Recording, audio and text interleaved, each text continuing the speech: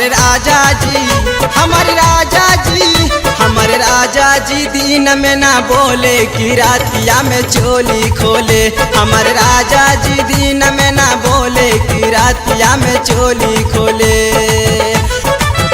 हमारे राजा, हमारे राजा, हमारे राजा, हमारे राजा, हमारे राजा जी दिन में ना बोले कि रातिया में चोली खोले। हमारे राजा जी दिन में ना बोले कि रातिया में चोली खोले, कि रातिया में चोली खोले।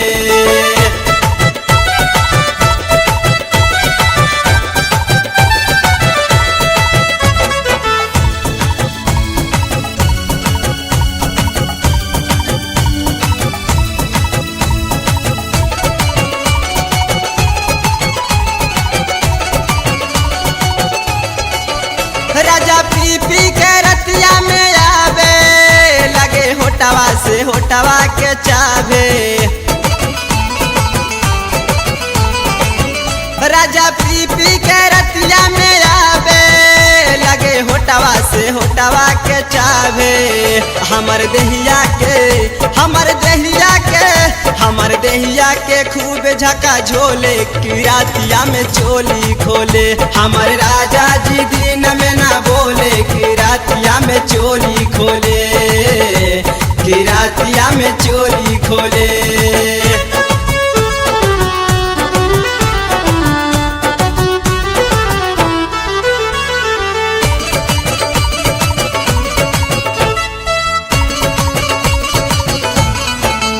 हमारे पाकड़ के कामर कलैया, राजा रात भर चूसौले मालैया। हमारे पाकड़ के कामर कलैया, राजा रात भर चूसौले मालैया।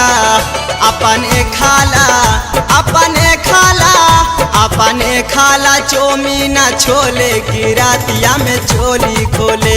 हमारे राजा जी दिन में ना बोले कि रातिया में चोली खोले, कि रातिया में चोली खोले।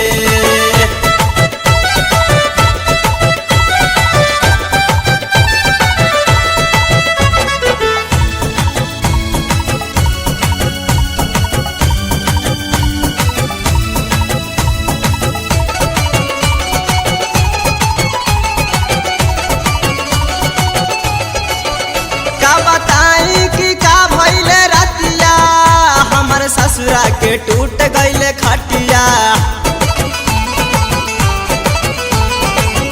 का बताई कि का भइले रतिया। हमारे ससुरा के टूट गईले खटिया। हमें कहानी की, हमें कहानी की, हमें कहानी की कूदा होले होले कि रातिया में चोली खोले। हमारे राजा जी दिन में ना बोले कि रातिया में चोली खोले, कि रातिया में चोली खोले।